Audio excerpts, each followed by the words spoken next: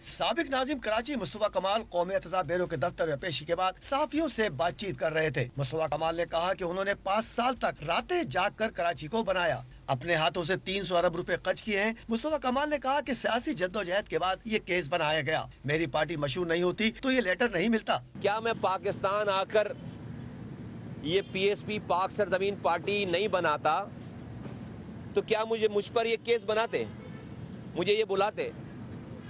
یہ میرے آنے کے بعد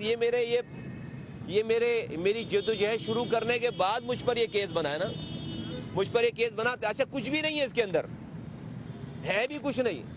مصطفیٰ کمال نے کہا کہ کوئی آئنسٹائن سوچ رہا ہے کہ ان پر لاک لگایا جائے، لیکن یہ وہ مائنڈ سیٹ ہے، کوئی دماغ ہے نا ایسا آئنسٹائن، کوئی پاکستان میں آئنسٹائن ہے نا بیٹھ کر سوچ رہا ہے کہ اچھا یہ مصطفیٰ کمال آ گیا، اس کی بات لوگ اب سننے بھی لگے، یہ پاپولر بھی ہوتا چلا جا رہا ہے، اب اس کو کوئی لاک لگاؤ تاکہ یہ ہمارے کنٹرول میں رہے۔ نیب کی جانب سے مصطفیٰ کمال پر الزام تھا کہ انہوں نے راشد مناس روڈ پر ایک فیکٹری کے پلاٹ کو غیر قانونی طریقے سے صنعتی سے تجارتی کرنے کی منظوری دی تھی۔ راشد مناس روڈ پر واقع پلاٹ کو کمرشل قرار دیے جانے کے بعد ایک معروف شاپنگ پلازا تعمیر ہو چکا ہے۔